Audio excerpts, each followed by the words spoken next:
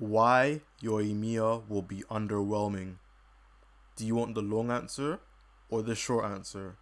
Short answer, she can abuse what makes Pyro characters amazing, and unless they make her scaling nuts right now, before launch, she won't be that good. What's that? You want the long answer now? Fuck you. Okay, let's start by looking at all the other Pyro characters, which will probably all be better than Yoimiya because of one simple fact. Yoimiya cannot vaporize. At least she cannot vaporize consistently because she attacks too fast. This is the exact same reason why Melt Ayaka is fucking retarded. Well, going back to Yoimiya, since the rip-off Kohaku can't even use the best Pyro support in the game, Jingcho, it has been proven that her best team is actually it's actually an overload comp.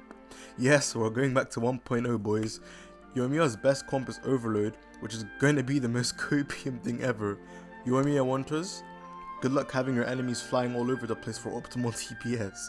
Ayaka havers cannot relate. Additionally, looking at her ult scaling at level 8, the damage over time debuff actually makes this ability scale harder than Hu Tao's ult.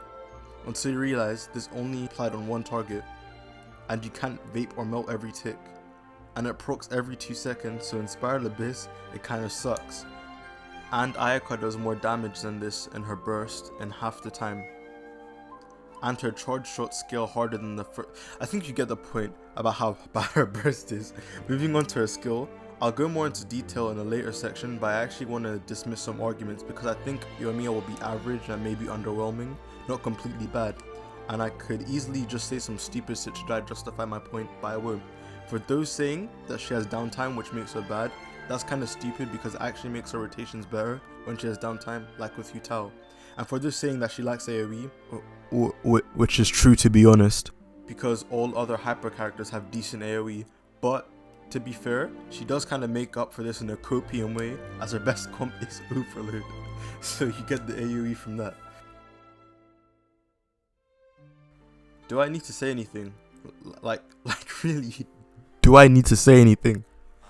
If you are free to play and you roll for Yoimiya and don't roll for Ayaka, who's the current 3rd best DPS, or Ball, who will literally be one of the best supports and sub DPSs as she is an Archon, then I don't know what to say, to be honest.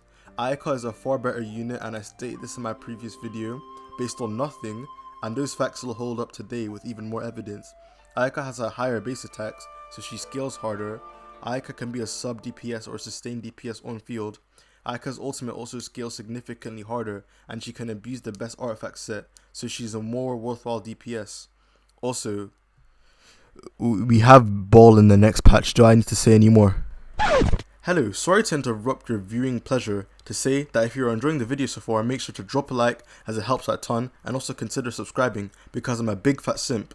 Also, check out my other videos as they're also very poggers indeed. Yoimiya's kit is similar to Amber and Lisa's in a way that makes no sense.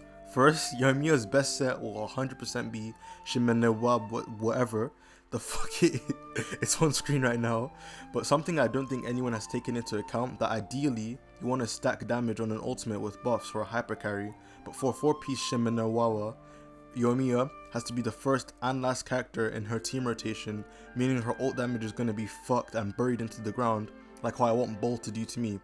So her overall damage is going to be lower than the other main carries.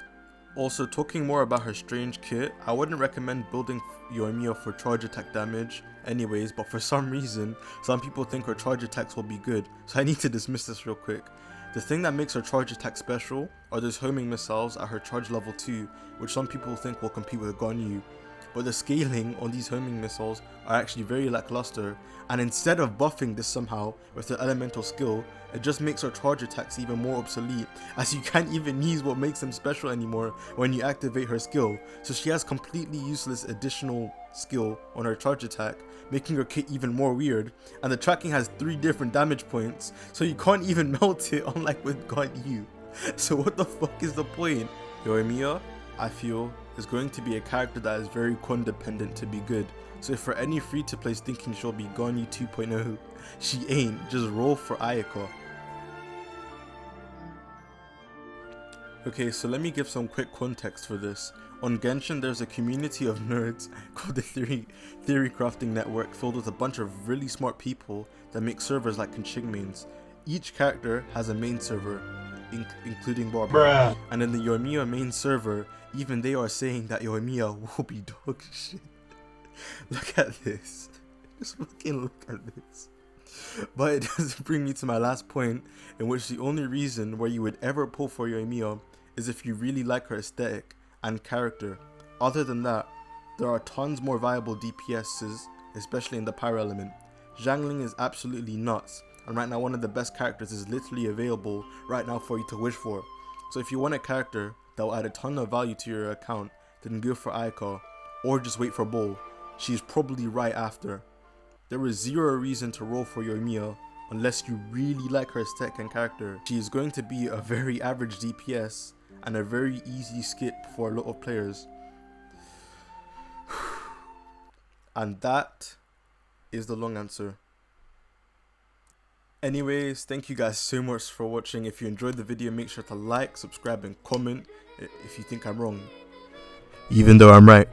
Thank you guys once again for watching, and I'll see you guys on the flip side. Peace.